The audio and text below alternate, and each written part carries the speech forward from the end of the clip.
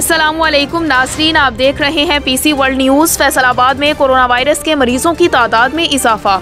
हमारे city reporter Abdul Hammad की तफसीलात के मुताबिक गुज़श्ता 2 हफ्तों के दौरान फैसलाबाद में कोरोना के 210 मरीज रिपोर्ट हुए, जबकि 3 अमवात के अलावा 3 मरीजों की हालत नाजुक है। ज़िले इंतज़ामिया ने शहरियों से एक बार फिर भरपूर अपील की है कि वो इंसदादे कोरोना SOPs पर जिम्मेदारी से अमल करें।